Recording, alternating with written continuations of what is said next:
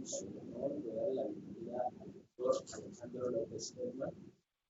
Él realizó sus estudios de maestría y doctorado en Economía Agrícola y de Recursos Naturales en la Universidad de California, Davis. Principales áreas ambiental ha publicado en revistas internacionales de alto prestigio como the National Academy of Sciences, World Development y Ecological Economics. Fue director de la División de Economía del 2013 al 2014. Desde 2015, hizo secretario social de la Coordinación de Evaluación de la Política Nacional Cambio Climático de México.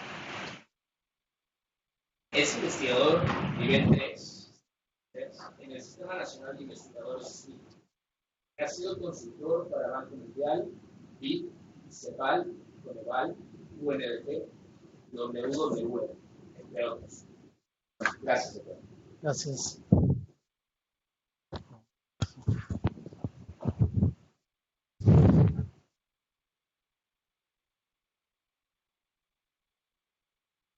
Muy bien, pues lo que vamos a ver el día de hoy es, como el nombre dice, ¿no? Un poquito de fundamentos de evaluación de impacto. Va a ser una sesión bastante cargada de información. Ahorita les digo un poquito como cuál es el objetivo general, lo que me gustaría que se lleven y que yo sea capaz de transmitirles en estas 3 horas. Primero, ¿no? Hablar un poquito de evaluación de impacto, ¿no? Así como muy, ¿no? Entrar en materia, y luego nos vamos regresando un poquito a los objetivos.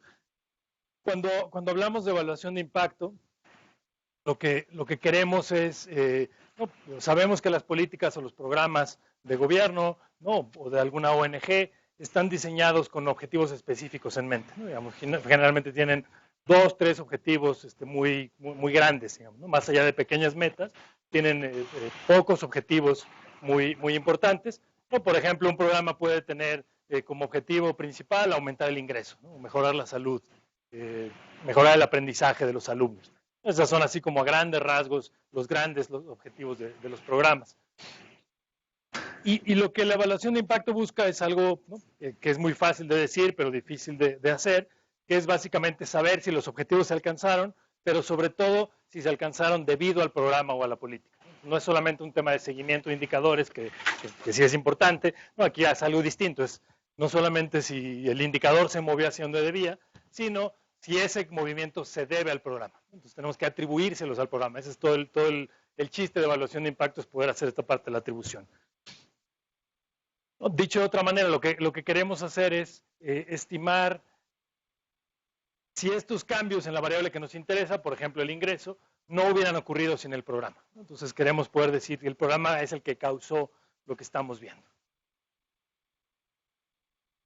Y este es un tipo de evaluación distinta, ¿no? Cuando hablamos de evaluación de impacto es distinto a las evaluaciones que se fijan más en seguimiento de insumos o seguimiento de indicadores de un programa, ¿no? Por ejemplo, cuánto dinero se gastó en el programa, personas inscritas en el programa, porcentaje de beneficiarios que recibieron el apoyo a tiempo. No, es otra lógica, es esta idea de ir siguiendo, ¿no? Los indicadores. ¿Por qué? Porque esperamos que si esto sucede, entonces eventualmente el programa va a tener el efecto deseado. Entonces no estamos diciendo que sea más importante una evaluación que otra, simplemente tienen objetivos distintos. Entonces repito, ¿no? la parte de seguimiento de indicadores, pues es ver tal cual si se cumplió o no con estas como pequeñas metas muy cortas. Lo que buscamos en evaluación de impacto es algo más de largo plazo. Y evidentemente también es distinto a una evaluación de diseño, ¿no? Las evaluaciones de diseño del programa es más, ¿no? Cómo se hizo, cómo está estructurado, si tenía una teoría del cambio que hacía sentido, etcétera, etcétera, ¿no? Son como distintas maneras de abordar el problema. Insisto, no vamos a decir que una sea más importante que otra, tienen objetivos distintos, pero a lo que me voy a enfocar yo es en evaluación de impacto. Y específicamente en esta sesión, ¿qué vamos a hacer? Bueno, la idea es entender la intuición de la evaluación de impacto. ¿Cuál es sobre todo lo que más voy a hablar y lo que más, lo más importante es hablar del contrafactual? ¿A qué me refiero con él? ¿Por qué es tan importante? ¿Por qué es tan difícil lograrlo? Esa es como una buena parte de lo que yo quisiera lograr en esta sesión. Y para eso, ¿no? O un poquito la continuación de eso, bueno, voy a hablar de la intuición detrás de algunos de los métodos que se van a utilizar, ¿no? Hay método experimental y una serie de métodos cuasi experimentales. Voy a dar algunos ejemplos de ellos. Insisto, me voy a tener más en la parte intuitiva que en la parte muy teórica. De repente sí tendré que hablar un poquito de alguna que otra ecuación para tratar de aterrizar los conceptos, pero la idea es algo como muy, ¿no? Muy general, muy intuitivo, que todo el mundo sepa, insisto, qué es el contrafactual, por qué es tan importante, cuál es el objetivo de la evaluación de impacto, y luego un poco a vuelo de pájaro, cuáles son algunos de los métodos que se utilizan. No es el objetivo de esta clase enseñarle a nadie a aplicar estos métodos si es que nunca los han visto, ¿no? Si ya los vieron, ya los saben usar, bueno, les ayudará a recordarlo y a ponerlo todo en un contexto distinto, pero si no, digamos, no va por ahí el objetivo, ¿no? Pero por eso en ocasiones abrimos incluso un diplomado que es solamente de evaluación de impacto, ¿no? Entonces son 30 y tantas horas o no sé cuántas, nada más de evaluación de impacto. No vendría el caso pensar que lo vamos a lograr en 3 horas, pero sí tener esta idea general. Sí, está clara la idea de para dónde vamos. Igual interrúmpame si de repente algo no queda claro. También la gente que está escuchando en línea, no sé bien cómo le hacen para interrumpir, pero bueno, si no, ahí me hablan y escucharé la voz del más allá si alguien tiene alguna duda. Porque si no, yo me suelto y me empiezo a hablar demasiado rápido. Entonces, vamos a entrar un poquito en materia, ¿no? La evaluación de impacto, ¿para qué nos va a servir? ¿No? ¿Qué es lo que nos da? Bueno, nos va a dar, ¿no? Lo que buscamos es que nos dé evidencias sólidas sobre el efecto del programa. ¿Por qué queremos estas evidencias sólidas? Bueno, podría ser que queremos mejorar el funcionamiento de un programa que ya existe. O podría ser que queremos solicitar una partida presupuestaria para continuar el programa o para expandir el programa. Entonces, me puede servir o podría ser de mucha utilidad decir, bueno, aquí tengo esta evidencia que muestra que este programa que estaba diseñado para mejorar la salud de los niños, que cuesta tal cantidad de dinero, efectivamente tengo aquí estos resultados de una evaluación de impacto y te puedo mostrar que gracias al programa la salud de los niños mejoró en tales y cuales características, ¿no? Y eso se debe al programa. Entonces necesito, ¿no? ¿no? Hablo con Hacienda, necesito que me sigas dando dinero para este programa porque tiene sentido. O necesito expandir el programa. Idealmente también si vamos a suspender un programa, podríamos necesitar una evaluación de impacto. Es decir, podríamos decir, mira, este programa se supone, ya no siempre, ¿no? Hay veces que es obvio que el programa no funciona, pero en otros casos podríamos decir, bueno, pensábamos que era una muy buena idea, que este programa iba a servir para aumentar el ingreso de los jóvenes, ¿no? Llevamos 6 años haciéndolo, se hizo esta evaluación de impacto y resulta que el impacto en el ingreso de los jóvenes es trivial, ¿no? O es muy pequeñito, o no es nada, no está teniendo ningún efecto, o sale más caro, es menor que si hubiéramos distribuido directamente el dinero. Podríamos usar también esa información para decir, ¿sabes qué? Pues este programa lo tenemos que descontinuar porque no logra los objetivos para los que fue diseñado. Más a grandes rasgos, ¿no? Y a nivel como más internacional también cada vez se habla más de esta lógica de tener políticas públicas basadas en evidencia, ¿no? Esa es como una corriente que ha ido creciendo mucho y tiene que ver justamente con lo que estoy diciendo arriba, ¿no? Es esta idea de no tener políticas públicas tanto por ocurrencias, sino más bien porque tengo evidencias de que funcionan. O si los continúo es porque tengo evidencia de que funciona, y si los suspendo es porque tengo evidencia de que no funciona. Ese sería como a lo que aspira, digamos, por lo menos visto desde este lado, la evaluación de impacto. Y como decía antes, pues para que yo pueda contestar estas preguntas de una manera contundente, entonces tengo que ser capaz de atribuirle al programa los cambios que observo o que no observo, ¿no? Entonces tengo que ser capaz de decir, sí, es el programa el que mejora el ingreso. Sí, es el programa el que mejora la salud. O no, el programa no tiene ningún efecto en la educación. Tengo que sentirme suficientemente cómodo y ahí es donde entra toda la parte técnica, ¿no? Pero la parte intuitiva es igual muy importante. Podríamos decir que básicamente hay 2 tipos de evaluaciones de impacto, ¿no? Lo más común es cuando comparamos, que es el ejemplo que he estado usando, ¿no? Algo con programa o sin programa, ¿no? Estamos diciendo, si no fuera por el programa, el ingreso no hubiera aumentado, ¿no? O si no fuera por el programa, la salud no se hubiera incrementado en la cantidad que se logró. Otro tipo de evaluación es cuando estamos comparando a lo mejor innovaciones a un programa, ¿no? Puede ser que ya existe el programa, y lo que se quiere hacer es alterar un poco el diseño de ese programa. Y entonces queremos ver si esta nueva manera de repartir los recursos, o si estas nuevas reglas de quién lo va a recibir, o antes estaba condicionado a que la gente asistiera a la clínica y ahora ya no, o qué efectos tiene eso, ¿no? Estamos modificando un programa que ya existía y podría hacer estos cambios y ver si esos cambios tuvieron un impacto positivo, si no pasó nada en los efectos. Son, insisto, como dos grandes rasgos: con programa, sin programa, o evaluar cambios pequeños en el diseño de un programa existente.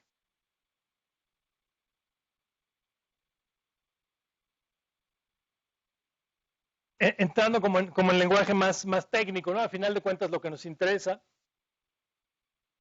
podríamos decir, es conocer cuál es el impacto que tiene una política en una variable de interés.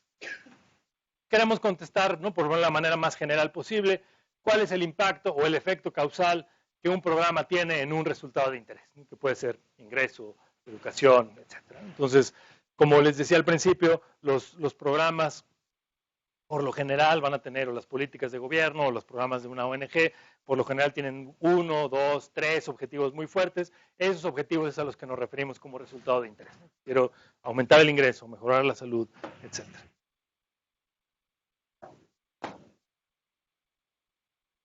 Entonces, vamos a ver, ¿no?, algunos ejemplos, ¿no?, para cambiar de estos que he estado diciendo, algunos ejemplos más sobre ya muy específicos de algunas políticas, ¿no? Por ejemplo, tengo un programa de microcrédito y entonces quizá la pregunta sería, ¿cuál es el impacto del programa de microcrédito en el ingreso del hogar? Yo pensaba que el microcrédito lo hice, ¿por qué? Una de las razones era para mejorar el ingreso de las familias rurales. Pues quiero ver si de veras eso sucedió o no. O tengo un programa de estufas ahorradoras y quiero ver si este programa de instalación de estufas ahorradoras de leña mejora la salud de las personas encargadas de cocinar en el hogar. Entonces, ese es el tipo de preguntas a las que queremos llegar. O la capacitación de los profesores mejora el aprendizaje de los estudiantes, ¿sí o no? Entonces, implícitamente estamos pensando aquí que tenemos, ¿no?, un programa de capacitación de profesores, y si lo hice fue, entre otras cosas, porque quería mejorar el aprendizaje de los alumnos. Entonces, esas son, ¿no?, algunas de muchas preguntas que podríamos tener en términos de evaluación de impacto. Si nos vamos a lo más general posible, ¿no?, y lo regresamos como a esta lógica más de econometría, que es lo que está detrás de la evaluación de impacto, ¿no?, al final son modelos econométricos, lo que queremos ver es si X causa Y, ¿no? Entonces, si el microcrédito tiene un efecto causal en el ingreso, si el microcrédito causa un incremento en el ingreso, si el tener o no tener estufas ahorradoras tiene un efecto en la salud, si tener capacitación causa que mejore el aprendizaje. Queremos hablar de estas relaciones causales. Esa es técnicamente, desde el punto de vista econométrico, eso es lo que queremos hacer con evaluación de impacto. Y si esta respuesta es afirmativa, ¿no?, si efectivamente el programa causa algo en la variable de interés, entonces, ¿qué tan grande es ese efecto? Me interesa saber la dirección, si es el efecto positivo, que es lo que yo esperaba, si es negativo, y de qué tamaño, ¿no?, qué tan grande es. Entonces, quiero ser capaz de medir ese efecto. Y aquí, ¿no?, el énfasis es en causalidad, entonces no nos interesa que dos cosas se estén moviendo al mismo tiempo, lo que queremos es que de veras una está causando a la otra. Y ahí es donde va a entrar toda esta lógica otra vez del contrafactual y de la que empezaré a dar algunos ejemplos en un momento, ¿no? Entonces no es simplemente decir, tengo un programa, ahí fíjate, también el ingreso aumentó, ¿no?, y existe un programa de gobierno y también el ingreso va para arriba. Eso lo puedo decir, no es demasiado complicado. Lo que quiero poder decir es, este aumento en el ingreso que yo veo se debe al programa, o tal porcentaje en el aumento del ingreso se debe al programa, ¿no? Eso es mucho más complicado, pero eso es lo que queremos hacer en evaluación.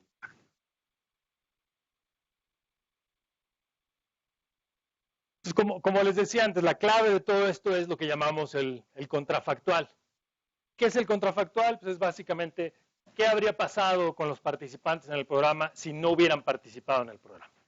Entonces, esta idea, tengo un programa de estufas ahorradoras de leña y entonces uno de los objetivos es que mejore, ¿no?, que el supuesto es cuando las mujeres están cocinando dentro de sus viviendas, sobre todo en comunidades rurales, y están utilizando demasiada leña y está todo en el fogón abierto, ¿no?, mucho de lo que respiran les genera problemas respiratorios. Entonces hay un programa que dice, vamos a tener estufas que ahorran leña, pero que además emiten mucho menos contaminante adentro de la casa. ¿Qué es lo que yo espero? Que esta mujer que tiene la nueva estufa tenga mejor salud de lo que esa misma mujer habría tenido salud si no hubiera tenido la estufa. Pues quiero ver cómo se compara consigo misma, entre comillas, ¿no? Esta es la idea del contrafactual. La clave es construir o encontrar un grupo de comparación donde yo pueda tener estos dos grupos, el que sí lo tiene y el que no, pero de una manera muy específica, que me permita hacer la medición que yo quiero. Y entonces lo que vamos a hablar básicamente, ¿no? Más allá, ¿no? Empezaremos un buen rato hablando del contrafactual, porque es tan importante, algunos ejemplos, y después es distintas metodologías para construir ese contrafactual, dependiendo de las características de los datos, dependiendo del programa que nos interese, ¿no? Y ahí es donde espero que ustedes digan, bueno, si el programa que más o menos yo tengo en mente tiene tales o cuales características, a lo mejor este sería el método que se podría usar, ¿no? Entonces, los métodos van a depender de los datos que tenemos disponible y de las características de los programas que queremos evaluar. Pero insisto, antes de que hablemos de la parte de las metodologías, vamos a entrar más detalle en esta intuición del contrafactual.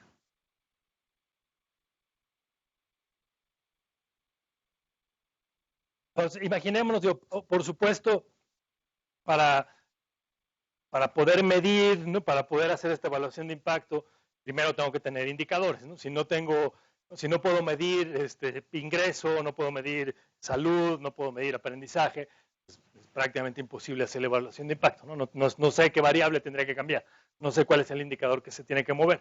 Entonces necesito tener buenos indicadores que capturen lo que me interesa. Entonces vamos a suponer, ¿no? Esa parte, digamos, se resuelve en otro contexto, ¿no? Vamos a decir que sí tengo este indicador, entonces lo que tenemos aquí es simplemente el tiempo, ¿no? Entonces cada uno de estos 5 puntitos lo que dicen es cuál era el valor de la variable de interés en distintos puntos en el tiempo, cómo se va moviendo en el tiempo. Si esto fuera ingreso, pues el ingreso va aumentando en el tiempo. Y de repente tenemos que el programa, ¿no? Entonces todos estos años, estos 5 años no existía el programa. Y de repente aquí sucede el programa. Y después vemos, ¿no? algo como esto. Entonces, ¿qué es lo que sí podemos y lo que no podemos hacer con esta información si nada más lo tenemos así? Lo que yo sí puedo decir es, ¿no? Pues el ingreso en este año es más grande que en los años anteriores, ¿no? Vamos a suponer que todo es en términos reales, etc. O la calidad de la educación, ¿no? Sea como sea que le estoy midiendo y es algo positivo, entonces va aumentando. Así puedo decir, en este año la calidad de la educación es mayor que antes de que existiera el programa. O el ingreso estaba por arriba de donde estaba el ingreso antes de que existiera el programa. Pero eso no es más que una correlación. O sea, simplemente estoy diciendo las dos cosas se movieron. Sucedió el programa y resulta que esta variable también está mejor de lo que estaba antes. Con la información que tenemos ahí, lo que no podemos decir es, gracias al programa, el ingreso aumentó. Eso no lo sabemos. Sí sabemos que el ingreso es más alto que antes. Ese es un hecho. Y no estamos dudando, digamos, de que el indicador está bien construido. Lo que pues no puedo decir que no sucedió. Lo que no puedo decir es que es gracias al programa. ¿Por qué? Porque no conozco el contrafactual. El contrafactual precisamente es, ¿qué habría pasado con estas mismas unidades que estoy observando aquí? Vamos a suponer que es ¿no? hogares rurales, lo que ustedes quieran, ¿no? Entonces, ¿qué hubiera pasado con esta gente para la cual yo estoy observando su ingreso si el programa no hubiera existido? Ese es el ejercicio, digamos, que tenemos que construir. ¿Por qué? Porque puede ser que aquí hubiera estado, ¿no? Es decir, este es un posible contrafactual. Y yo no lo estoy construyendo, nada más estoy, digamos, jugando, ¿no? Planteando distintos mundos hipotéticos. Podría ser que este hubiera sido el mundo, es decir, traía esto cierta tendencia, ¿no? El ingreso iba creciendo a cierta tendencia.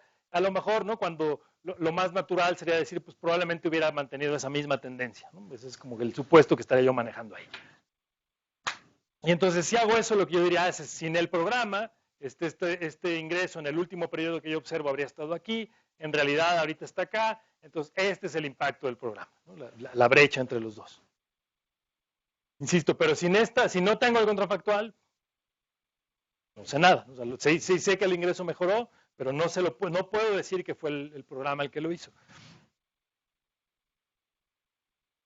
Este es como lo más natural, ¿no? Cuando uno escucha a alguien hablar sobre el programa, ¿no? Vamos a poner ¿no? Alguien que trabaja en el gobierno, el encargado de este programa. Sí, lo más normal es caer en esta tentación, ¿no? De decir, miren, ¿no? Qué bien funciona el programa, porque miren cómo tomamos el ingreso y cómo está ahora, ¿no? Entonces el programa está funcionando.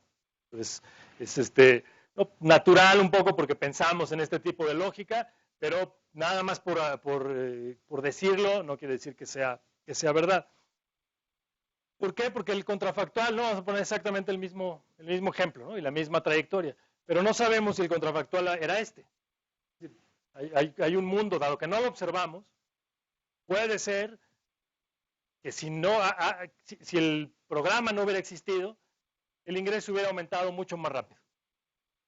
Y entonces, si este fuera el caso, si el mundo en realidad es este, ¿no? El mundo alternativo no es este que teníamos aquí, sino resulta que el mundo alternativo es este que tenemos acá, en realidad ese programa tuvo un impacto negativo, ¿no? Entonces, en lugar de, no permitió que el ingreso alcanzara el potencial al que podía llegar y en realidad lo que hizo fue frenarlo.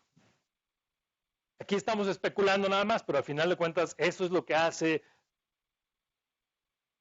alguien cuando argumenta cualquier cosa sobre la atribución de este resultado al programa. Es una especulación. Si no construyes el contrafactual, puede haber sido el que te favorece desde la lógica de que el programa hizo su trabajo, pero también podría alguien plantear un escenario alternativo donde dice, no, es que más bien lo que el programa hizo fue alentar tal o cual cosa y si no hubiera sido por eso, hubiera estado mejor. Si no tienes esta evidencia sólida, esta evidencia que utilice una metodología que te permita discernir entre la correlación y la causalidad, no hay manera de distinguir cuál de los dos mundos es el real. Y eso es lo que queremos resolver con evaluación de impacto. Entonces, queremos construir este contrafactual, digo, este o el que sea, ¿no? Podemos tener un contrafactual. Y está clara esa lógica de hacia dónde vamos, digamos, por qué es importante. ¿Se construye al momento de la evaluación de impacto? Vamos a ver, el contrafactual, cuando avance un poquito la parte de metodología, quedará un poquito más claro, pero podríamos, desde que diseñamos el programa, podríamos tratar de generar una estrategia para tener un contrafactual eventualmente. La proyección, digamos. Tener una especie de grupo control, ¿no? Ese es un poco lo que... Y si no, lo tienes que hacer, ¿no? Con estas herramientas econométricas, entonces ahí lo generas artificialmente, ¿no? O buscas generar un contrafactual para poder hacer la evaluación de impacto. Podría hacer algo desde el diseño, que hablaré un poquito de eso más adelante, o podría hacer algo que dices, bueno, no tengo, entonces, si lo hacemos desde antes, es cuando usamos esta metodología experimental. Entonces, estamos tratando de tener un experimento para tener los dos grupos. Y insisto, voy a retomar eso un poquito más adelante. Si no, hacemos lo que llamamos cuasi experimental. Entonces, voy a artificialmente, ¿no? Con métodos econométricos en la computadora, tratar de generar este o el que sea, ¿no? Digamos, construirlo. Pero es la clave para poder hacer evaluación de impacto. Tengo que, o ya lo tenía, lo construí, lo aprovecho, o genero uno para poder tratar de responder esta pregunta. Aquí es como, no quiere decir que siempre el contrafactual va a ir en nuestra contra, ¿no? O sea, no estoy diciendo que este argumento de decir, no, pues el efecto es positivo, sea algo necesariamente mañoso, digamos, de la gente que maneja los programas públicos, ¿no? No tiene que ser así. De hecho, hay muchos casos, ¿no? Es el escenario 3, podríamos tener algo distinto, podríamos decir, mira, resulta que apliqué el programa y el ingreso se fue para abajo. Y entonces ahí los críticos a ese gobierno o los críticos a ese programa, luego se podrían lanzar, ¿no? Así como los que le echaban porras al programa, aquí echan las campanas al vuelo y dicen, mira, el programa funciona porque esto va para arriba, y sin tener el argumento. También los críticos al programa podrían decir, mira, te dije que ese programa no iba a funcionar porque lo instauraron y el ingreso va para abajo, ¿no? Tampoco es verdad, ¿no? Tampoco sabemos. Entonces, ya sea porque se está criticando sin saber o porque yo mismo soy el que diseñó el programa y de veras me preocupo porque lo veo y digo, ching, pues parece que mi programa no funciona, tampoco puedo tomar decisiones de cancelar el programa con información incompleta, sin tener un contrafactual. ¿Por qué? Porque aquí bien podría haber sido el caso que si no hubiera sido por el programa, el ingreso hubiera estado mucho más abajo. Entonces, por eso necesitamos un contrafactual. O sea, si yo nada más lo veo así, digo, ay, pues sí, como que tengo programa, el ingreso se va para abajo, pues le voy a atribuir al programa que el ingreso fue para abajo, ¿no? Estoy cometiendo un error porque no sé si ese es el caso, o gracias al programa, el ingreso no bajó tanto como hubiera bajado. Si el contrafactual en realidad es el programa sigue teniendo un impacto positivo. Las cosas no están tan mal como habrían estado sin el programa. Y entonces eso, insisto, es mucho más valioso, ¿no? Poder tomar una decisión sobre una política pública y decir, ¿la cancelo o no la cancelo? Y aquí caería en la tentación, no, pues si esto no me sirve para nada, estoy gastando el dinero, o si lo veo de esta manera, digo, no, pues fíjate, sí tiene, ¿no? Sí es un buen programa, tiene un impacto positivo que no es nada trivial y de hecho nos ayudó a no caer tanto. Entonces, o igual si queremos hacer crítica sobre lo que está, sobre los programas gubernamentales, bueno, hacerla de esta manera es como es mucho más útil, ¿no? No es una crítica nada más viendo tendencias o nada más siguiendo los indicadores, es una crítica con el contexto de, bueno, ¿funciona o no funciona? Hay un montón de cosas que son muy difíciles de evaluar, ¿no? No quiere decir que todo lo vamos a poder evaluar y vamos a hablar ahorita un poquito de cuándo a lo mejor sí valdría la pena hacer evaluación de impacto, pero no, que espero que esto ayude como a tener claro por qué, ¿no? ¿Por qué necesitamos esta herramienta? Sobre todo, ¿por qué tenemos que pensar en términos de contrafactual? Incluso aunque no vayan a hacer la evaluación, aunque no aplicáramos estas metodologías que empezaremos a ver en un momento, esta lógica de pensar en este mundo alternativo, ¿no? creo que ayuda a pensar las cosas de una manera distinta, ¿no? Cuando vemos, por ejemplo,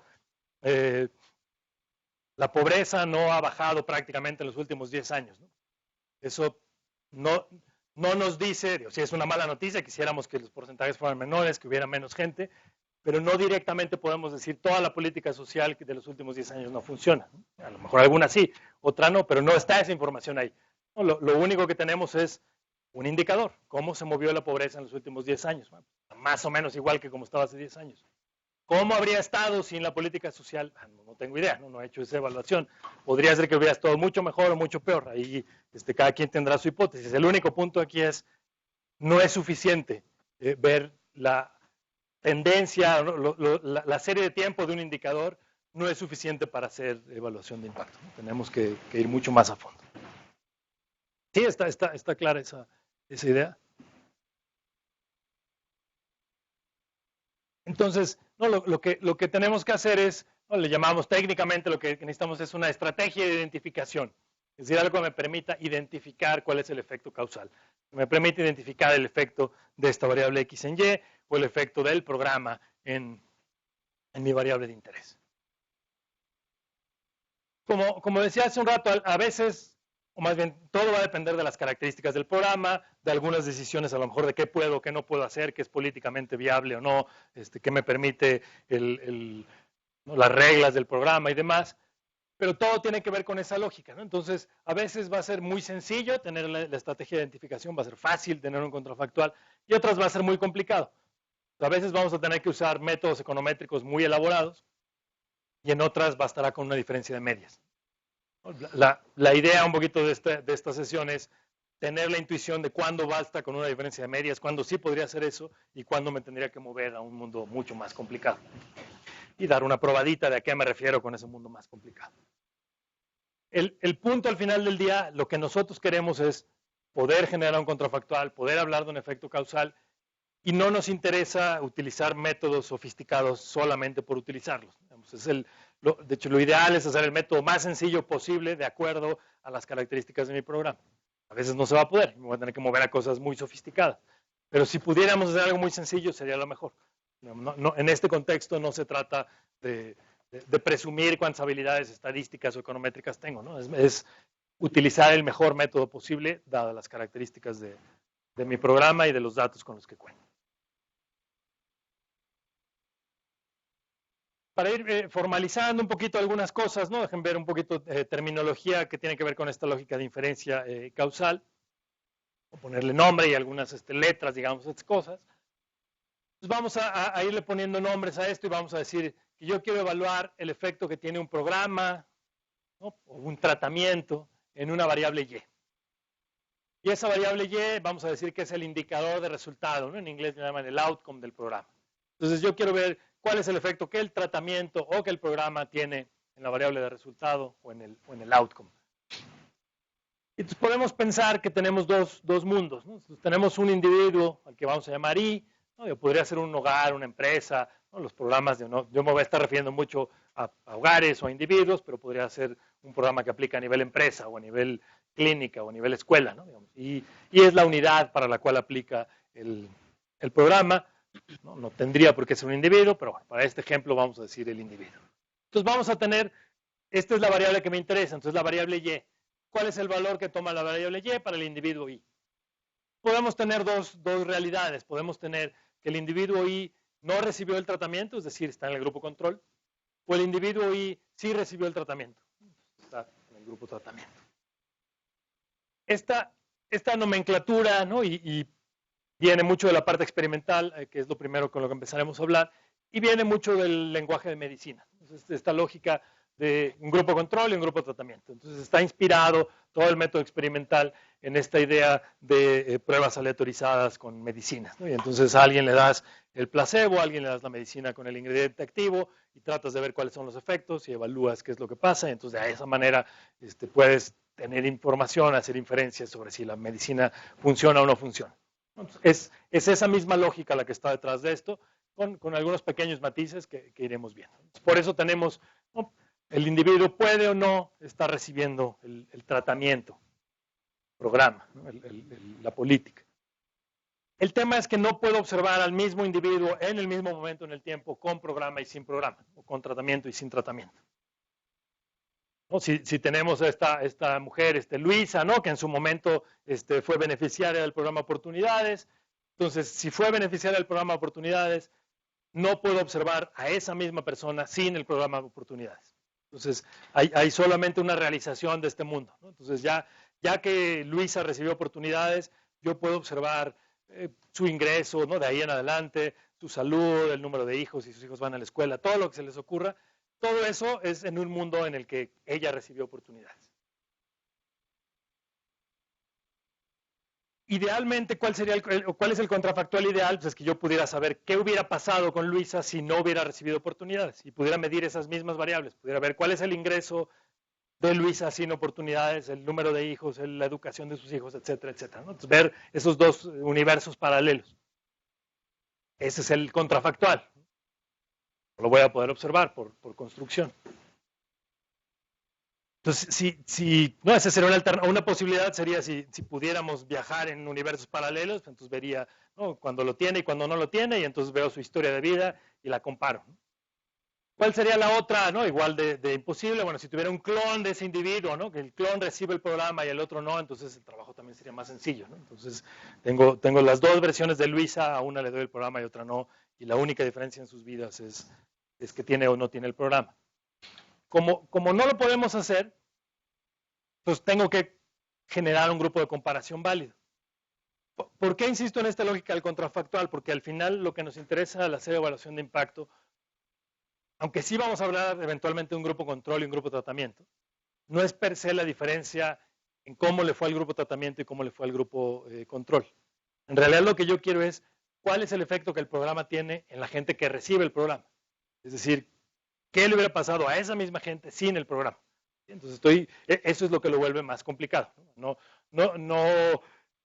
Y es lo que vuelve más complicado programas cuando tienen, digamos, que son universales o que tienen una cobertura muy amplia, ¿no? Que no tengo con quién comparar, no hay un grupo natural. Entonces, la lógica es, dado que no puedo observar al mismo individuo en dos universos paralelos, ni tengo un clon, tengo que generar una comparación válida. Y este grupo de control o grupo de comparación me va a permitir generar un contrafactual.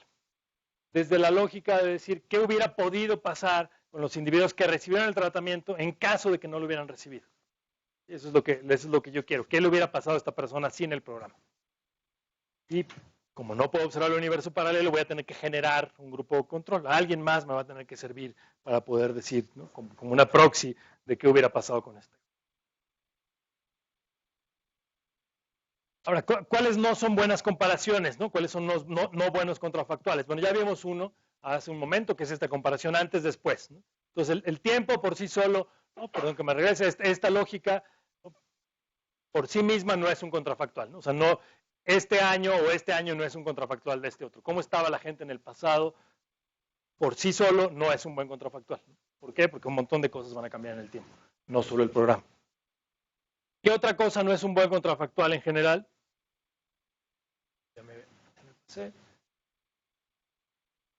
Ahorita vamos a hablar un poquito de esta. No directamente tener participantes y no participantes no siempre va a ser una buena idea como un contrafactual.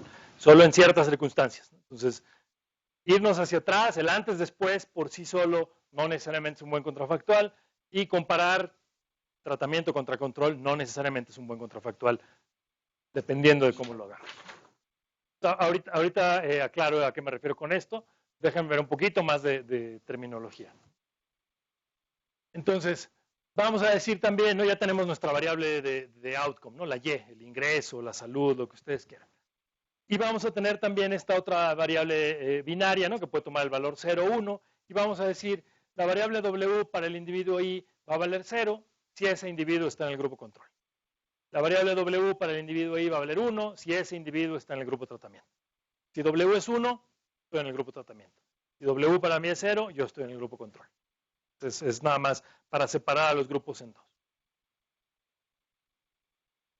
Reiterando, si lo quisiera hacer a nivel individual, ¿qué necesitaría? Necesitaría ver cuál es el ingreso del individuo en el grupo de tratamiento, cuál es el ingreso de ese mismo individuo en el grupo control. Entonces, esta caricatura de los mundos hipotéticos donde veo a Luisa con oportunidades y cuál es su ingreso, y a Luisa sin oportunidades y cuál es su ingreso. Entonces, podría ser una comparación. Luisa tiene más dinero ahora en este mundo con oportunidades que en el mundo sin oportunidades. La diferencia entre esos dos ingresos es el efecto que tuvo para Luisa tener oportunidades. Como eso no lo voy a poder hacer, lo que decimos que tenemos es un problema de información faltante. Entonces, no es que no sepa qué información me gustaría tener. Cuando hablo de missing data, tampoco quiere decir que me equivoqué y no la recopilé. No la podría tener, es imposible tenerla. Pero es información faltante. Yo sé cuál es, conozco este objeto que quisiera poder tener, sé cuál es ese pedazo de información. El problema es que no lo tengo. ¿Por qué insisto en eso? Porque eso va a ser útil un poquito más adelante cuando digamos, bueno, imagina que sí lo tienes y vamos a ver cómo se ve todo, ¿no? Entonces es un tema, sí sé que me gustaría, ¿qué me gustaría tener? Me gustaría tener el contrafactual. No lo tengo, bueno, pero es un caso de información faltante. Y entonces lo que viene mucho a la mente, así como una de las cosas que viene a la mente es hacer esta comparación en el tiempo del indicador, subió después del programa, entonces el programa funciona. Otra cosa que se suele hacer es decir, bueno, ok, no puedo hablar de individuos, ¿no? Porque no observo el mismo individuo, pero sí tengo un montón de gente que tiene el programa y otro montón de gente que no lo tiene. Entonces voy a ver el ingreso de los que tienen el programa y el ingreso de los que no lo tienen. Y voy a hacer una comparación de medias, ¿no? Voy a comparar la media del ingreso de los que tienen oportunidades, la media del ingreso de los que no tenían. O la media del ingreso, o la media de la salud para los individuos que están en un programa el gobierno les está dando un seguro, y la media de la salud para los que no lo tienen. Y aquí la pregunta es si ese va a ser el efecto del programa o no. ¿A alguien se le ocurre por qué sí o por qué no podría ser una buena idea usar una comparación de medias entre un grupo de tratamiento y un grupo control? Sin ningún otro supuesto más que el que estoy dando aquí, ¿no? O sea, estoy diciendo, yo sé que esta gente tiene el tratamiento, voy a ver la variable outcome, yo sé que esta gente no lo tiene, es el control, voy a sacar la media y la voy a comparar. ¿Sí? Esto es pregunta y comentario. Nosotros quisimos hacer una evaluación de impacto de seguridad pública, pero según la metodología había que comparar un cuadrante que estuviera recibiendo los servicios de seguridad pública ampliamente y otro que no. Entonces, nos dimos en una situación en la que no podíamos, como administración, decir que no estamos atendiendo lo suficiente a un grupo y que justo por eso no está recibiendo un buen impacto. Entonces, podría ser cómo se aplicaría o cómo se aplicarían ahí las variables, los indicadores más bien, para poder aplicarla, sin decir que desatendimos a uno. Sí, ahí el tema, como lo estás planteando, ¿no? Es si en realidad tienes un grupo control o no, ¿no? O sea, si los dos están recibiendo el tratamiento, ¿no? Entonces, es difícil generar un grupo control si todo el mundo, y es un poco a lo que me refería hace ratito, si son programas como de cobertura universal. O sea, si todo el mundo lo tiene, entonces tienes mi grupo control.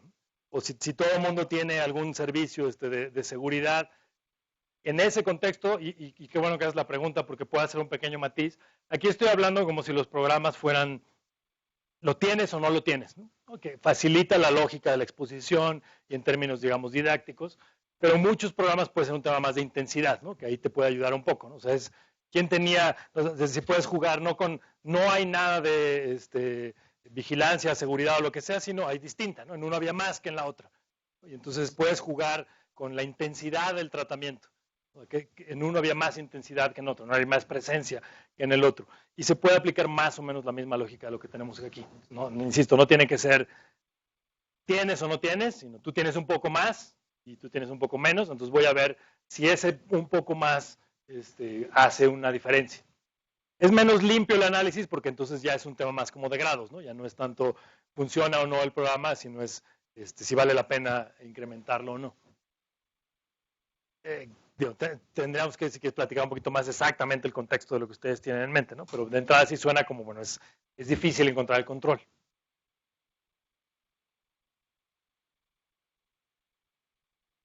Más allá de eso, imaginemos que sí puedo decir, ¿no? Esta gente no tiene y este sí tiene. ¿Qué problema creen que eso podría generar? ¿Y a qué te refieres con que no son?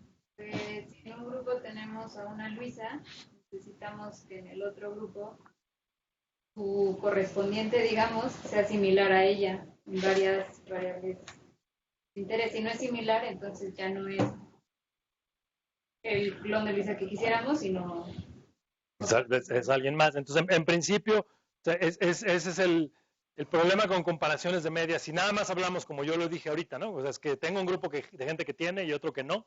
No sabemos nada de esos dos grupos.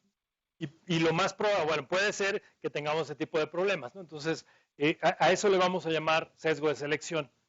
Déjenme dar un par de ejemplos para que quede más claro a lo que se estaba refiriendo, Dios, si es que no ha quedado suficientemente claro. Por poner un ejemplo muy sencillo, ¿no? Imaginémonos que tenemos algo como esto, ¿no? Hay un programa de gobierno que dice, voy a darle seguro médico a la gente. Y yo espero que, entre otras cosas, ese programa de tener seguro médico tenga un efecto en la salud, ¿no? Para eso lo estoy haciendo. Y tengo un índice, y entre más grande es ese índice, mejor. Entonces observamos algo como esto, ¿no? Tenemos el grupo de gente con seguro médico y resulta que su índice de salud es 4.01. Luego tenemos otro grupo, ¿no? Este grupo de gente sin seguro médico. Y resulta que este grupo sin seguro médico, su salud es 3.7. Su índice de salud. Y vemos la diferencia entre estos dos, que es 0.31, y resulta que es estadísticamente significativo y es relativamente alto, dadas las magnitudes, etc. Si yo nada más hago esta diferencia de medias y digo, pues el seguro médico sí sirve, ¿por qué? Porque mejora la salud de la gente, porque estoy haciendo esta comparación entre los que tienen contra los que no. ¿Cuál es el riesgo que corro? Precisamente que no sé si esos grupos son comparables, no conozco las características, yo no les he dicho nada sobre quiénes son estos dos grupos. Podría ser que fueran así. Podría ser que tenemos el grupo con seguro y resulta que es un grupo que tiene en promedio mucha más educación que el otro. Pero más allá, eso podría tener un efecto, sí, porque a lo mejor la gente con más educación está más consciente sobre las prácticas alimenticias, sobre que tiene que hacer ejercicio y entonces tiene buena salud. ¿Por qué? O sea, a lo mejor sí es un poco el seguro, pero otro poco es porque se cuida más. Pero además, fíjense esta otra, ¿no? Resulta que esta gente tiene un ingreso, vamos a suponer que este es el ingreso promedio mensual, ¿no? Entonces tiene un ingreso que es más del doble que el otro. Y entonces, ¿a qué se debe que esta gente tenga mejor salud? ¿Es el seguro? ¿Es la educación? ¿Es el ingreso? Lo más probable es que sean un poquito de las tres. Entonces yo ya no sé cuál es, ¿no? Ya no puedo hacer esta comparación de medias que se veía como muy intuitiva aquí arriba, decir, tú eres el grupo sin seguro, tú eres el grupo con seguro, voy a ver mi indicador y la diferencia se la voy a atribuir al programa. Pues no, porque la diferencia se le puede deber, insisto, a la diferencia en ingreso, a la diferencia en educación o a muchas otras cosas que no tengo ni siquiera los datos. ¿Sí? ¿Está clara esa idea? Entonces, en principio tampoco, así como no podía irme al pasado y nada más ver la evolución o la serie de tiempo del indicador y decir, el programa lo mejoró o lo empeoró, tampoco puedo agarrar un grupo de gente que lo tiene y no tiene el programa sin tener ningún contexto de por qué tienen o no el programa. Tendríamos que, ¿no? Ahí entraremos un poquito en esta discusión. ¿A qué nos referimos con este programa de selección? Dado que no les he dicho nada de este tema del seguro, bueno, podría ser que el seguro, la gente que tenía más educación, se enteró más pronto de que existía este programa del gobierno y entonces se fue a inscribir y por eso lo tiene. O estaban mejor conectados con el grupo político en el poder en ese momento y entonces eran sus cuates y tenían más lana y por eso tienen seguro, porque estaban mejor conectados. No sabemos, ¿no? No sabemos nada del programa. Entonces, mientras yo no tenga información sobre por qué un grupo tiene el programa y otro no, no puedo nada más aventarme a hacer la diferencia de medias. O podría ser simplemente que son grupos totalmente distintos, ¿no? O sea, podría ser un tema ¿no? de localización geográfica o de características, ¿no? Que, por ejemplo, si yo quisiera usar a la gente que vive en esta zona del poniente, ¿no? Como grupo de comparación, que nadie aquí posiblemente va a recibir, bueno, ya nadie lo va a recibir, pero sí, que nadie recibía oportunidades, progresa, todas sus aseveraciones. No voy a decir, voy a ver cómo le va a esta gente en el tiempo y lo voy a comparar con alguna comunidad rural en el Estado de México que sí recibe el programa, ¿no? No, ¿por qué? Porque no tienen las mismas características.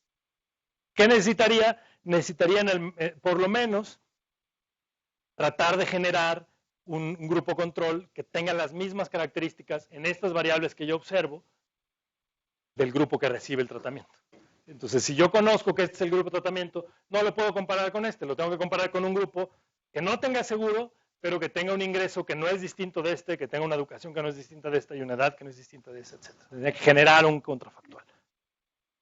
Vamos a hablar, de hecho es el último método del que vamos a hablar, es cómo le hago para generar un contrafactual cuando no lo tengo y artificialmente construir un grupo control, precisamente tratando de replicar la distribución de estas variables.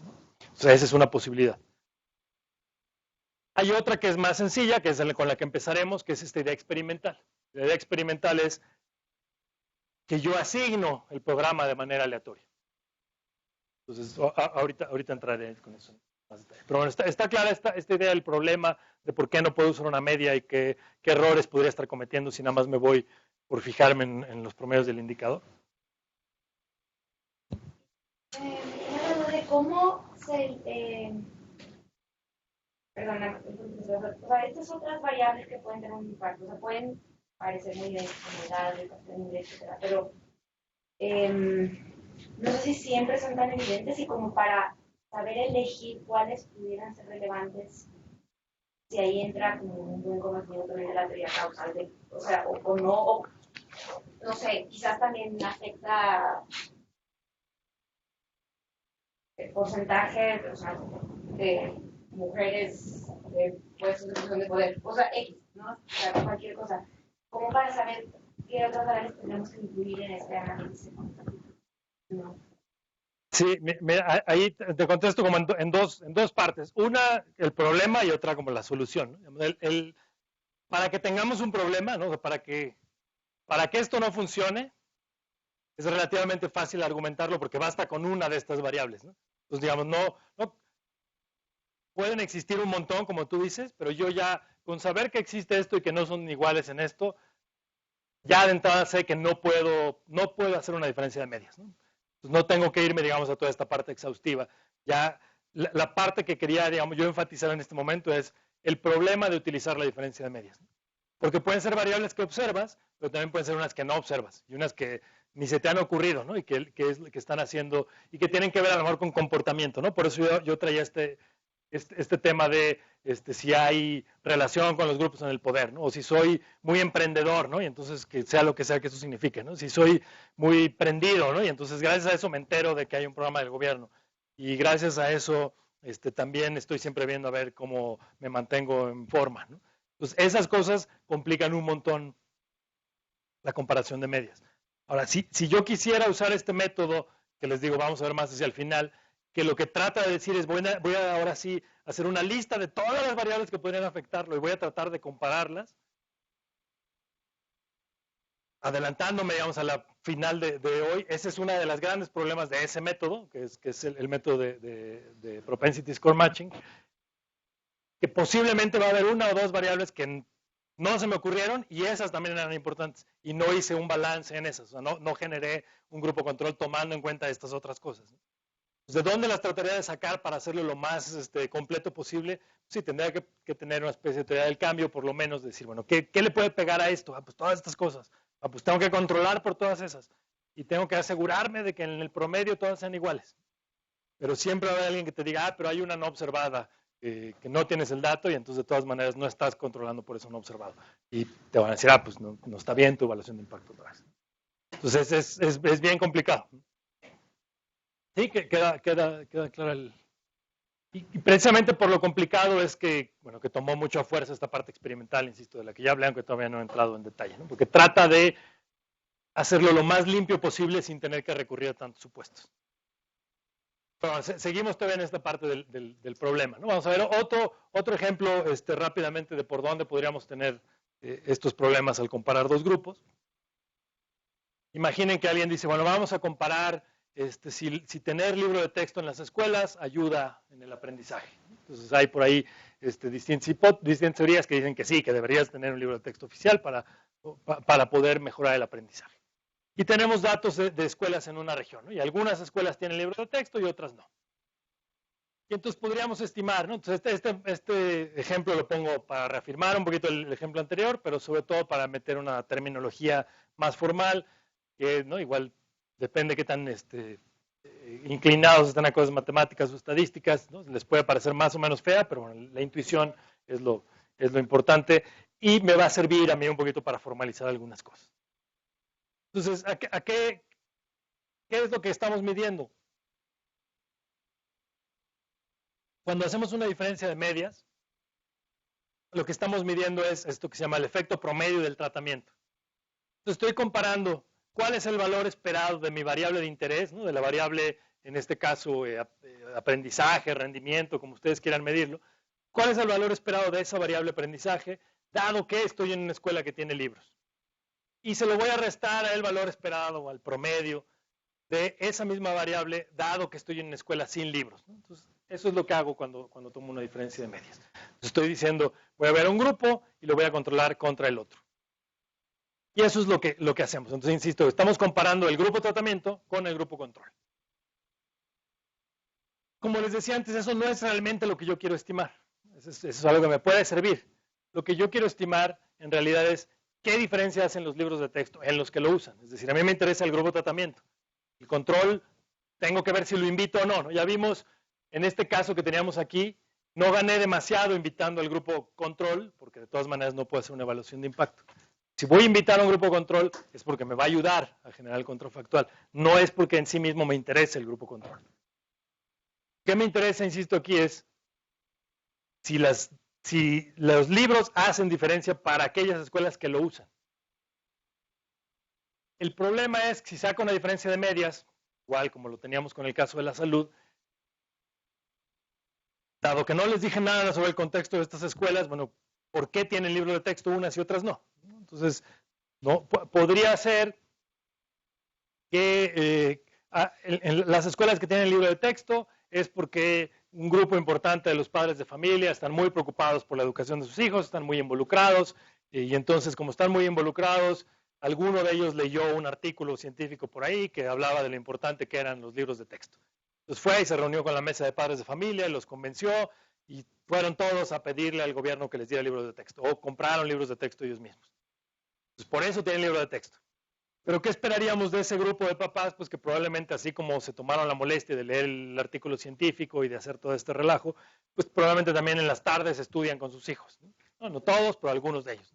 Y los ponen a leer más. Entonces, ¿qué esperaríamos de esos chavitos? Pues que les va a ir mejor en la escuela. No por el libro de texto, sino porque los papás están muy involucrados.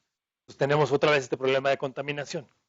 En este caso, ¿no? Como lo estoy planteando yo, de hecho, no es esta parte otra vez de selección, porque ¿por qué tiene el libro de texto? Precisamente porque hay algo, una característica que yo no estoy observando que hace más probable que esa escuela tenga libro de texto. Entonces, si construyo yo ese argumento y ustedes y alguien me presenta una diferencia de medias, yo podría decir, no, lo que estás midiendo es el involucramiento de los papás en la escuela, no es el libro de texto. Mientras yo no tenga ninguna manera de comprobar que de verdad los papás no se involucran, no tengo manera de rebatir este contraargumento del contrafactual. Y alguien podría construir, en este ejemplo lo que yo estoy diciendo es, el ejemplo es algo positivo, hay una relación positiva. Podríamos inventar también una que es negativa. O sea, a lo mejor, ¿por qué tienen libro de texto las escuelas? porque hay una ONG que está muy preocupada, porque hay una serie de escuelas que tienen muy mal rendimiento, y entonces estas ONGs dicen, vamos a apoyarlas para que tengan libro de texto. Y entonces, ¿qué observamos? Que las escuelas con libro de texto a los niños les va peor que a las que no tienen libro de texto. Sí, pero les habría ido todavía más mal, quizás, si no hubieran tenido libro de texto. ¿Por qué lo tienen? Porque tienen rendimiento muy bajo los niños de esa escuela. Entonces, una ONG les consiguió el libro de texto. Y yo voy a pensar que los libros de texto son malos, ¿no? Si nada más hago esta comparación. ¿Sí? Ahora que estoy escuchando todo esto, hay una duda que siempre he tenido cuando hablamos de la evaluación de impacto, y es si existen realmente estos grupos de comparativa. Quiero poner, por ejemplo, el tema de los programas de alimentación, ¿no? Recuerdo en una comunidad en la que tuve oportunidad de trabajar, cuando decidimos comenzar a hacer algún tema sobre la selección de grupos, que bueno, recibían el programa en el que estábamos trabajando en esta organización no gubernamental, ¿no? Pero recibían algunas otras acciones relacionadas a alimentación hasta por 12 veces diferentes, gubernamentales, no gubernamentales, ¿no? Y entonces realmente no existía, no podíamos tener un grupo que pudiéramos decir, ¿sabes qué? La acción que tú estás desarrollando en este conjunto de localidades en el Estado de México puede atribuirse y puedes desarrollar una evaluación de impacto que te permita decir, puedes hacer una comparativa de grupos. Porque lo que empezamos a ver es que cuando empezamos a entender cómo podía atribuirse, pues que esa misma persona que nosotros estábamos atendiendo recibía hasta 12 tipos de apoyos diferentes relacionados a la alimentación, a la nutrición, ¿no? Y entonces no podíamos atribuir realmente a cuál, y si efectivamente a la acción que el suyo o el otro. Exactamente. Y entonces se hizo la evaluación de impacto. Yo nunca estuve realmente de acuerdo, porque también me parece como, lo voy a decir de manera abierta, como una evaluación de impacto maquillada, donde buscas un grupo y dices, estos no recibieron lo mío. Sí, no recibieron lo tuyo, pero recibieron 12 intervenciones más sobre alimentación y nutrición, y realmente no puedes saber si ese grupo es comparativo con lo que tú estás desarrollando. Entonces mi pregunta es muy concreta, o sea, realmente hablando de estos problemas públicos, de estos problemas sociales, ¿podemos tener grupos de comparativa? Y lo pongo en este ejemplo que me tocó verlo, en esta evaluación de impacto que se armó para este programa, en comunidades específicas, comunidades indígenas, en el Estado de México, que vuelvo a decir, recibían 13 acciones diferentes relacionadas a alimentación y nutrición, y queríamos hacer una evaluación de impacto para decir y asegurar que esta acción tenía efectos atribuibles sobre el estado de nutrición de los individuos con los que trabajábamos. Esa es mi duda. O sea, ¿sí existe realmente en el campo? ¿Sí existe ante los problemas públicos y sociales con estas dinámicas y características? Porque puedo poner el ejemplo del campo, por ejemplo, ¿no? Y estamos exactamente hablando de la misma condición. Puedes tener a esa Luisa que es campesina, que es indígena, que recibe X, Y, Z apoyos, y puedes tener a esa misma Luisa que no recibe uno, y entonces dices más y mayor intensidad. Pero a mí me parece que también es como una interpretación del contrafactual a mi beneficio, y no sé si realmente estamos haciendo el impacto pensado con el rigor metodológico que nos ofrece el impacto, ¿no? Sí, mira, o sea, si existe y se puede hacer, sí, hay condiciones más favorables que otras, ¿no? O sea, lo que tú planteas es un caso, ¿no? Por lo que dices, digo, bastante complicado, ¿no? De cómo lo haces, y sería, sin conocer nada de los detalles, un poco hacia donde voy a ir en algún momento cuando hable de cuándo deberíamos de hacer evaluación de impacto. Y no porque conozcamos la metodología y porque exista quiere decir que siempre tenemos que hacer evaluación de impacto.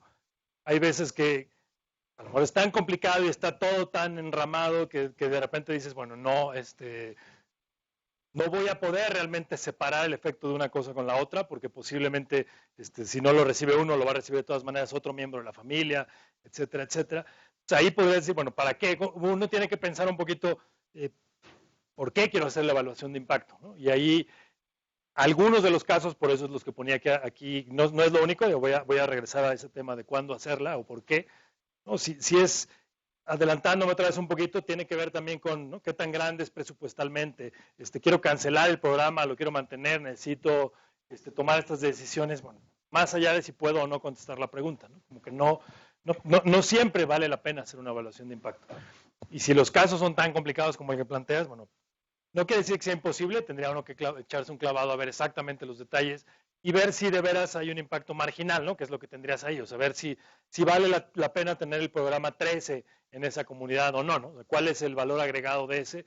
Pero lo vuelve más complicado, insisto, que este caso del que estoy hablando yo, que nada más es tienes o no tienes, ¿no? Tienes microcrédito o no tienes, mucho más fácil. Este es el quinto programa de microcrédito que tienes, entonces ahí quizá algunas de las cosas que tienen que evaluar es más como los detalles, ¿no? Y un poco las características. Sería uno de los casos que la gente que propone toda esta parte experimental, ¿no?, diría, ahí es donde a lo mejor tendrías que hacer un análisis experimental de quién lo tiene y quién no. Pero o sea, la respuesta, como, ¿no?, en pocas palabras sería, sí puede haber un buen contrafactual, ¿no? No sé si en ese caso lo hicieron o no, quizá no, pero sí se puede hacer, digamos. No todo se tiene que evaluar y no todo tiene que ser evaluación, más bien no todo tiene que haber evaluación de impacto.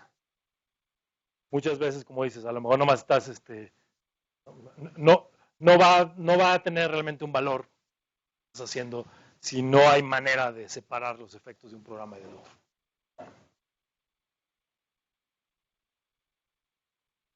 Bueno, entonces tenemos este otro ejemplo, ¿no?, de los libros de texto y decíamos, bueno, ¿cuál es la bronca de lo que tenemos ahí? Una manera de verlo, de cuál es el problema, digo, creo que intuitivamente espero ya haya quedado claro cuál es el problema de usar la diferencia de medias, ¿no? Pero vamos a tratar de verlo de una manera un poquito más formal, que ahora sí eso nos va a permitir pasar a la parte experimental. Imaginemos que tenemos esta expresión de aquí, ¿no? Entonces, esto es lo que yo decía, esto es una diferencia de medias, ¿no? Los que tienen, los que no tienen, saco la diferencia de medias. Vamos a jugar un poquito con la aritmética de esto y le vamos a sumar y restar esta expresión. Y esta es la expresión del contrafactual, que decía yo, es lo que no tengo, pero sí sé qué es, o sea, conozco esa, digamos, y conceptualmente qué es. Es el valor esperado de la variable y para un individuo que está en el grupo de tratamiento, si no hubiera estado en el grupo de tratamiento, ¿no? Entonces es el contrafactual. ¿Cuál hubiera sido el ingreso de Luisa, que tiene oportunidades, si no hubiera tenido oportunidades? Listo, no lo puedo medir, pero puedo pensar en él. Entonces tengo la diferencia de medias.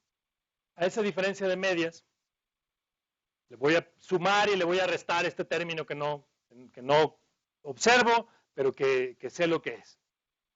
Quisiera tenerlo. Pues si se acuerdan ahí sus clases de aritmética, pues si le sumo el mismo término y le resto el mismo término, no estoy alterando esta expresión, ¿no? Le estoy sumando un 0. ¿Para qué me sirve hacer eso? Bueno, me sirve para ver un poquito dónde está el problema. ¿Dónde está el problema? Y también qué es lo atractivo de la diferencia de medias, ¿no? Por alguna razón tendemos a pensar en diferencias de medias. No está tan mal. Vamos a dejarlo más claro con esta expresión. Porque esta expresión, si se fijan, esta primera parte, ¿qué es lo que me dice? Esta me dice cuál es el valor esperado del grupo de tratamiento dado que recibe el tratamiento, menos el valor esperado del grupo de tratamiento dado que no lo recibe. Esto es lo que yo quisiera medir conceptualmente. ¿Cuál es el efecto del programa en los que reciben el programa?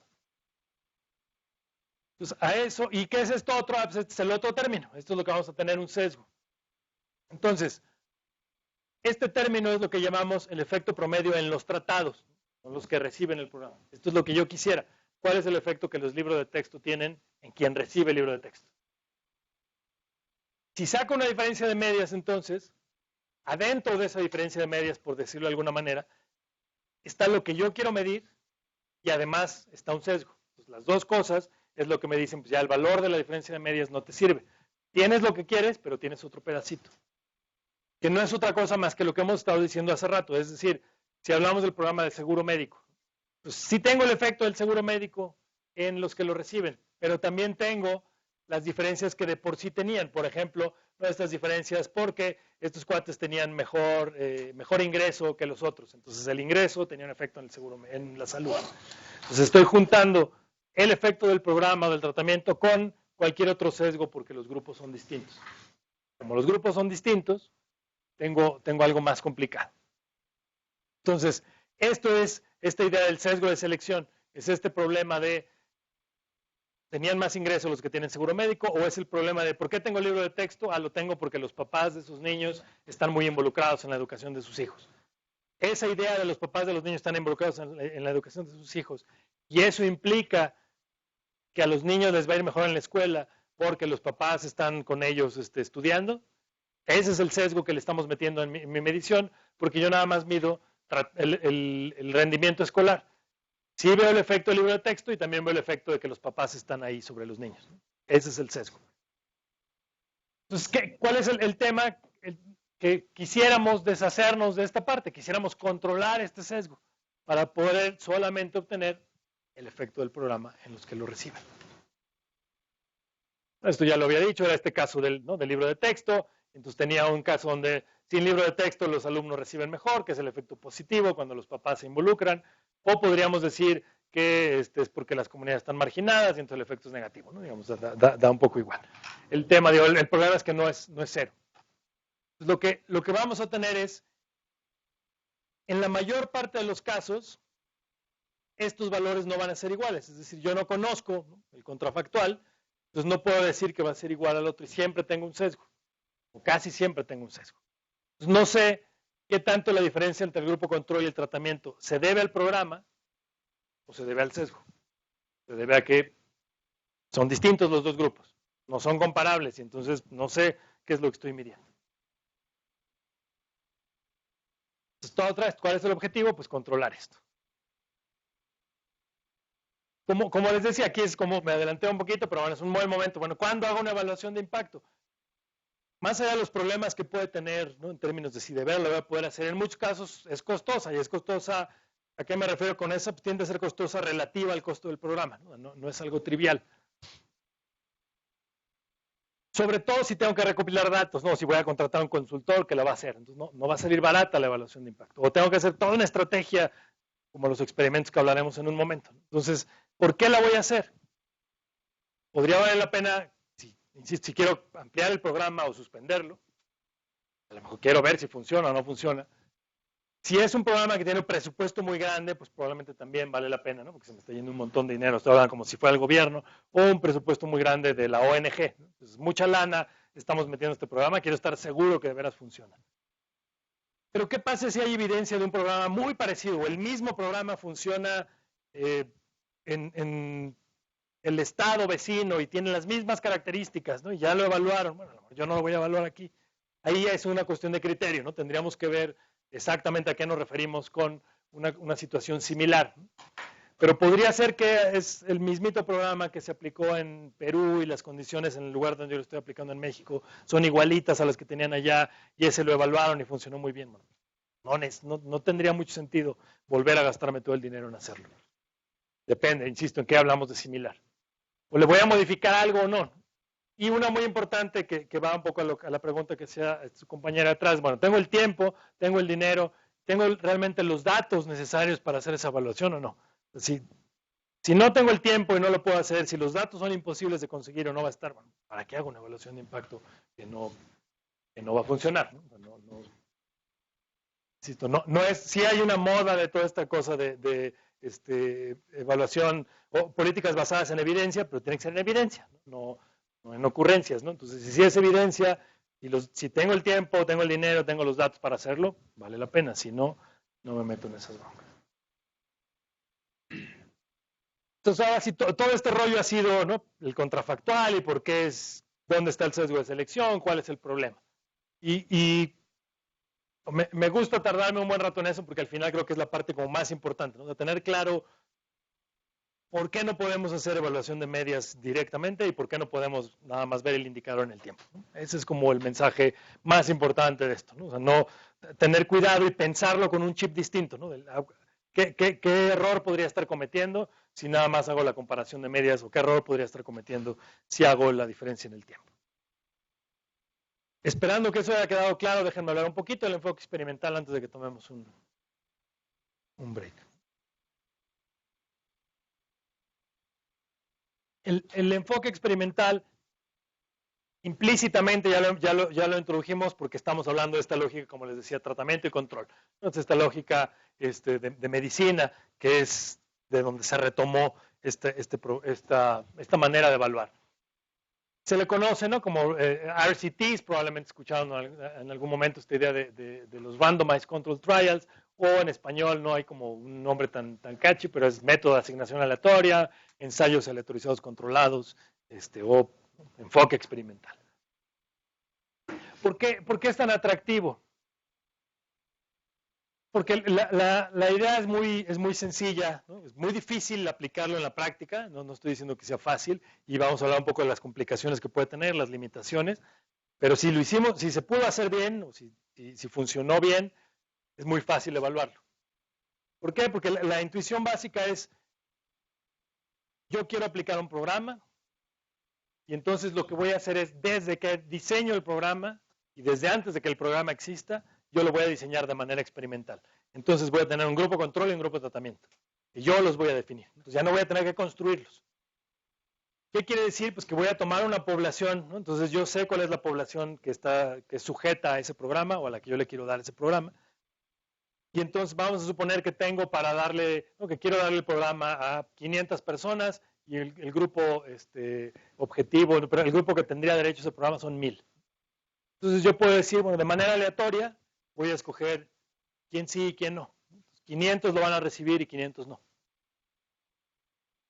Para que esto funcione bien, quiere decir que yo tengo información desde antes. Entonces yo tengo información del ingreso, la educación, del género, el número de hijos, todo lo que se les ocurra, de las 1000 personas. Y eso ya lo tengo un baseline, tengo una encuesta que hice antes de que existiera el programa. Con base en eso, ¿no?, tal cual puedo irme a mi computadora, hay distintas maneras en que se podría hacer la aleatorización, pero puedo irme a la computadora, números aleatorios, y me salen 500 de esos, ¿no? 500 sí, 500 no. Es muy fácil, y digo, no podemos mostrarlo aquí, pero con números relativamente grandes, seguro con 500, si los grupos tenían estas características, puedo tener muestra representativa. Entonces voy a tener que prácticamente todas las características van a estar balanceadas. Entonces voy a tener 500 individuos, no quiere decir que uno a uno, pero en promedio, el grupo control va a tener las mismas características que el grupo tratamiento. El mismo ingreso, el mismo número de hijos, en promedio. Si eso no funcionó, entonces ya desde ahí tengo broncas. Tendría que ver qué está pasando y a lo mejor hay algunas características muy especiales en algunos miembros de esa comunidad. Pero en principio, no, vamos a suponer que era una comunidad rural y 1000 hogares y escogí 500 y 500. Con la, entre comillas, belleza de la aleatorización, prácticamente se garantiza que van a ser en promedio iguales. Y entonces, ¿qué haces? ¿No? A tu grupo control no le das el programa y al grupo de tratamiento sí. Insisto, suena mucho más fácil decirlo que hacerlo, ¿no? Pero si lo hiciste, ¿no?, ahorita hablamos de los problemas que pueden existir. Entonces, la idea básica es que si hago una asignación aleatoria, se resuelve el problema del sesgo de selección. ¿Por qué? Porque ya no es... ¿Por qué tengo seguro médico? Ah, pues porque ¿no?, tenía influencias y por eso me dieron el seguro médico. Todos los que tienen seguro médico también tienen más ingreso y tienen mayor educación. No, en principio tendrían que ser iguales, porque yo así lo hice y debería estar balanceado.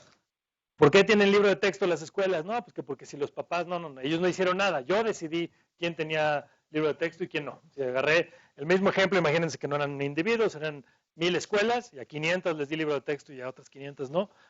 Mi computadora ahí fue la que generó los números aleatorios y no hay nada que las escuelas hayan hecho para tener el libro de texto. Totalmente aleatorio. Entonces no pueden haber afectado la decisión.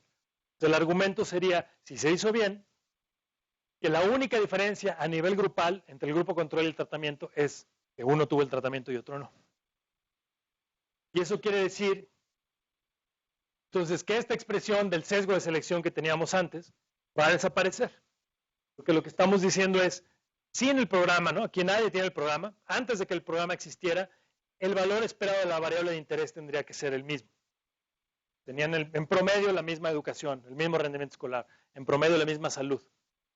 Y eso, si tengo el baseline, si tengo los datos del año cero, yo puedo mostrárselos, les podría enseñar la base de datos y decir, sí, mira, aquí están mis 500 grupo control, mis 500 tratamiento, tenían el mismo ingreso en promedio, o la misma educación, o la misma salud, o lo que sea.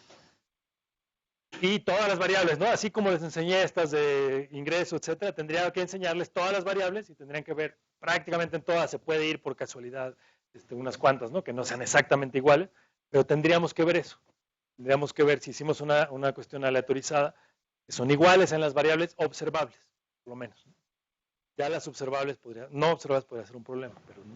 La muestra tiene que ser representativa para que la aleatorización funcione, ¿no?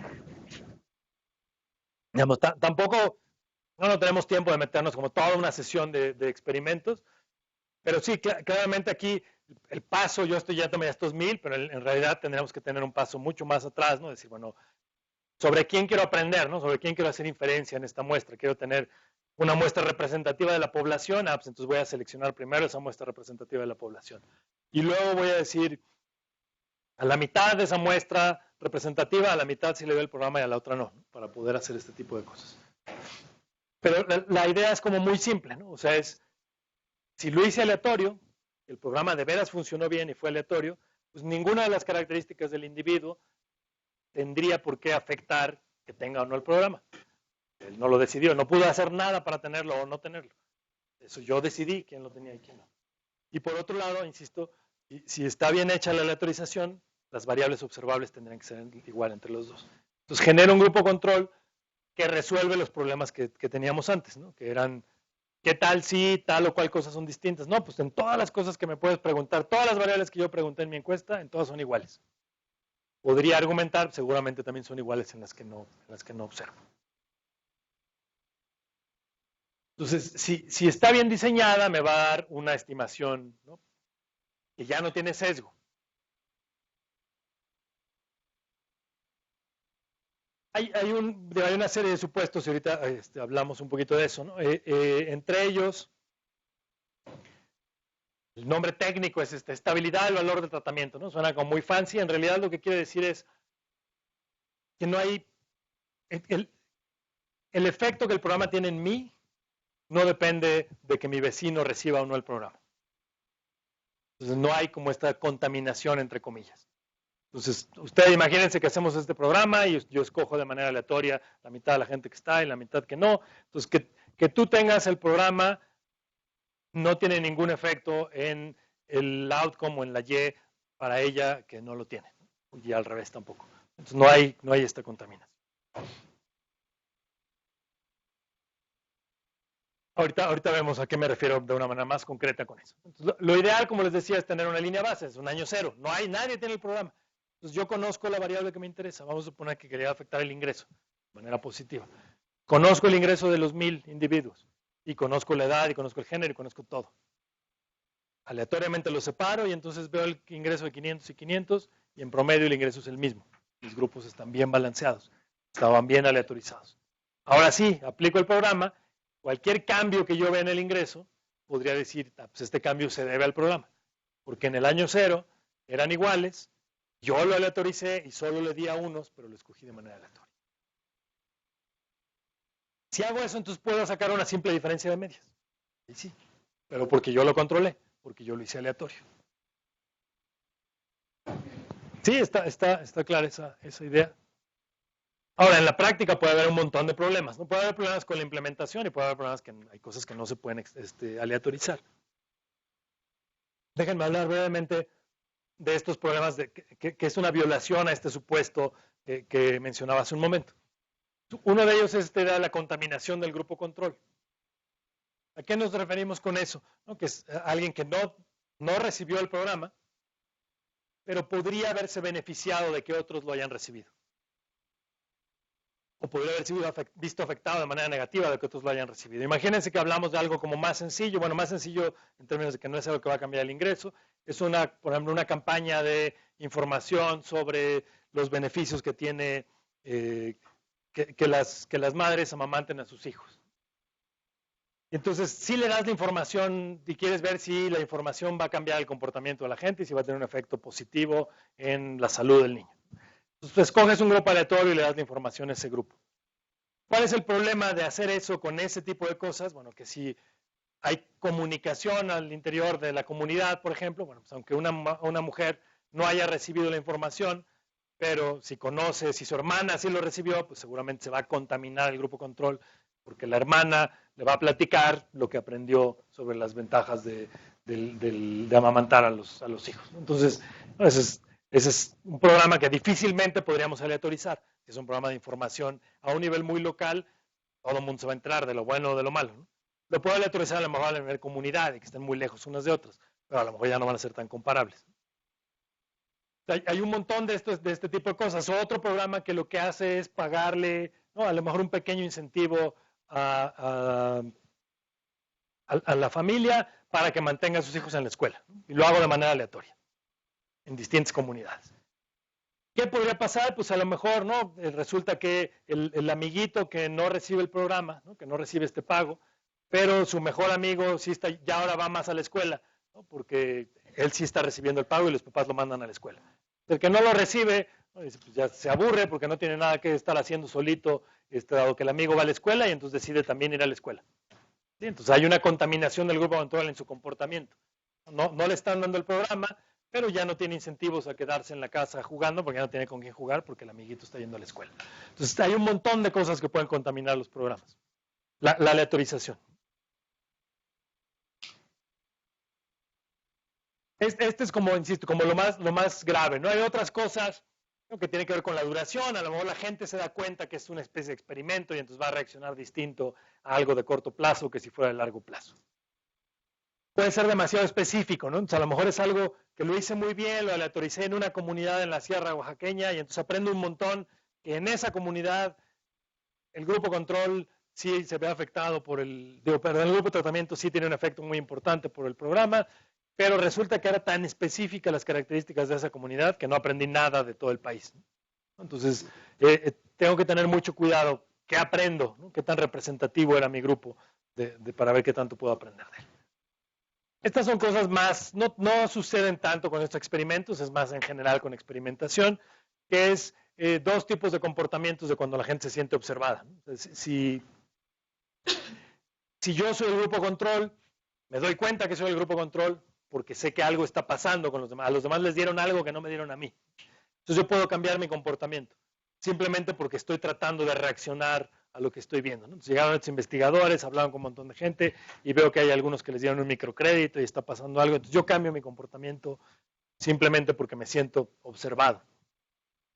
Y también la gente que recibe el tratamiento puede cambiar simplemente por ser observados, ¿no? Entonces este es el ejemplo de este efecto Hawthorne, es, ¿no?, algo como medio leyenda urbana, ¿no?, de cómo supuestamente estaban tratando de ver los investigadores cuál era el efecto que tenía la intensidad de la luz sobre el desempeño de los obreros en las fábricas.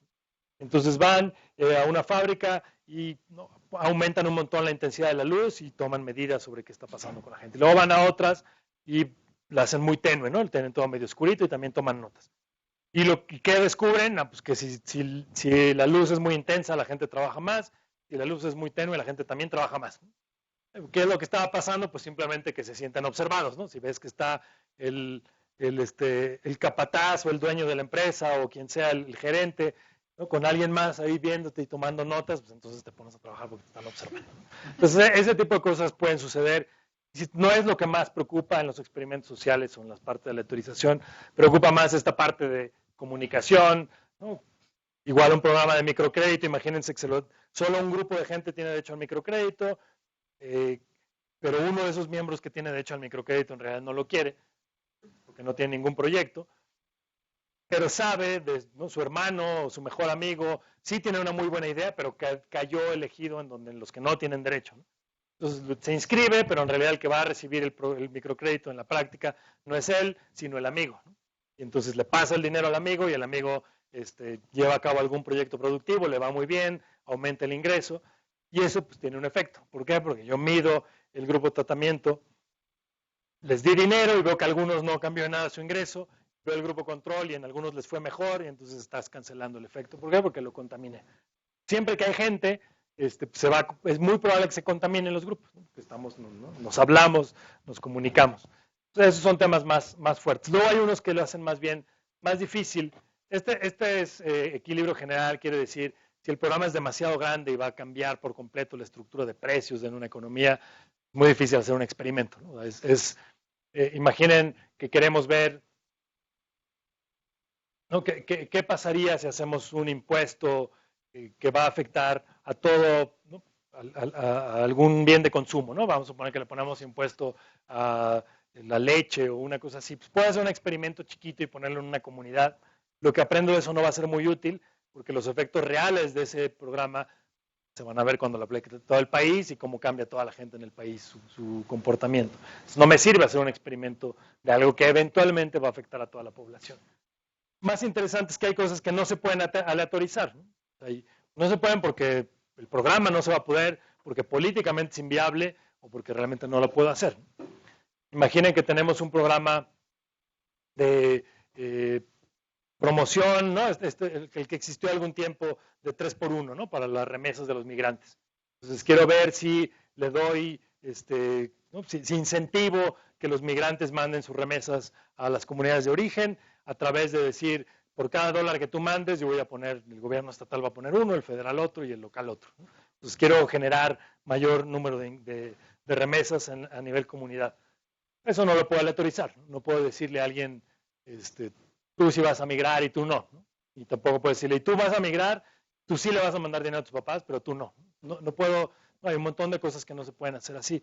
No puedo aleatorizar cosas que tengan que ver con impacto del cambio climático, ¿no? Porque no puedo aleatorizar los choques climáticos. Y muchas otras no lo puedo hacer porque políticamente no es viable, ¿no? No puedo decir, tú sí lo vas a recibir y tú no. ¿Qué hay de las cuestiones como éticas de tener un grupo control? Okay. Entonces, las cuestiones éticas es uno de los temas. Digo, tiene que ver un poquito con, a veces puede ser limitación política, a veces puede ser ética, a veces puede ser una mezcla de las dos, ¿no? Que el secretario de Medio Ambiente o el de Hacienda o Presidencia te diga, oye, eso éticamente no me suena, o estoy entre ético y político, me vas a meter en una broncota. Las políticas ya es difícil decir porque tendríamos que saber exactamente de qué hablamos, ¿no? Las éticas, una de las maneras también, como estamos hablando muy como en abstracto, ¿no? Pero una de las maneras en que se puede justificar y tiene cierto sentido es cuando tenemos recursos limitados, ¿no? Entonces, no tenemos dinero para darle el programa a todo el mundo. Solamente tengo dinero, insisto, en este caso donde hay 1000 personas elegibles, pero solo tengo dinero para 500. Me encantaría dárselo a las 1000, pero solamente tengo para 500. Entonces tengo que tomar la decisión porque voy a implementar el programa. ¿Cómo elijo esas 500? Entonces ahí podría haber un montón de criterios. Podrían ser criterios de cercanía, criterios políticos. Vamos a suponer que todos son iguales en términos de necesidad. Podría ser un criterio de cercanía, afiliación política, todos los que se nos ocurran.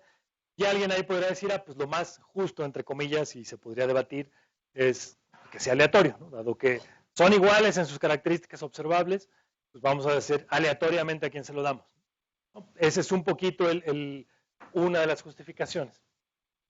Otra relacionada con esa es un tema entre presupuesto y temporalidad, ¿no? Es decir, en los siguientes 5 años quiero abrir 500 escuelas o renovar 500 escuelas o a 500 escuelas darle este programa nuevo de computación o equiparla, vamos a poner equiparla.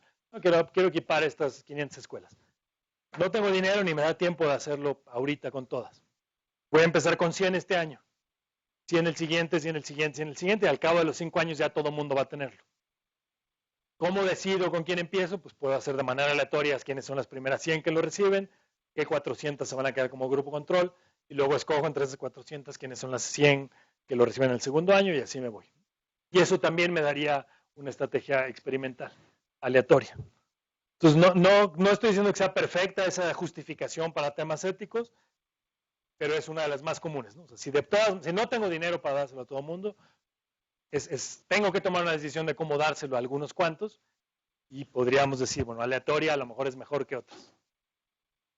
Si tengo dinero y solamente lo estoy haciendo para experimentar, entonces es mucho más complicado, ¿no? Es decir, estoy seguro que este programa de seguro médico va a salvarle o va a mejorar la calidad de vida de los niños, y como lo quiero evaluar, pues solo se lo voy a dar a la mitad de la población, aunque tengo dinero para todos, pero quiero estar seguro de evaluarlo. Ese es un mundo mucho más complicado de defenderlo, ¿no? Puede ser otra razón por la cual no podamos hacer algo aleatorio. Pues algo a lo que todo el mundo tiene derecho. Entonces, aunque no tenga dinero, no puedo públicamente decir, pues no te voy a cumplir este derecho, ¿no? Porque es cobertura universal la que tengo que ofrecer, ¿no? Entonces, no es viable decir que a unos sí los voy a cubrir y a otros no. No todo se puede aleatorizar. Si todo se pudiera aleatorizar porque no tuviéramos temas éticos o porque no tuviéramos temas políticos, porque no pudiéramos controlar todo esto, pues terminábamos aquí la sesión, ¿no? Como no todo se puede aleatorizar, tenemos que seguir. Entonces, es decir, si no funciona, esta es la manera, insisto, no es la más fácil de llevar a la práctica. Si lo logré llevar a la práctica y si se podía, es la más fácil de evaluar. Porque si lo hice bien, es una diferencia de medias. Si no se puede por un montón de estas razones, entonces, ¿qué hacemos? Corregimos este sesgo de manera artificial, ¿no? con econometría, ¿no? Hacemos un cuasi experimento. Si no jala el experimento o no me dejaron hacerlo, hago cuasi experimentos. Sí, está clara más o menos la idea, la intuición de para dónde va. Entonces vamos a tomar un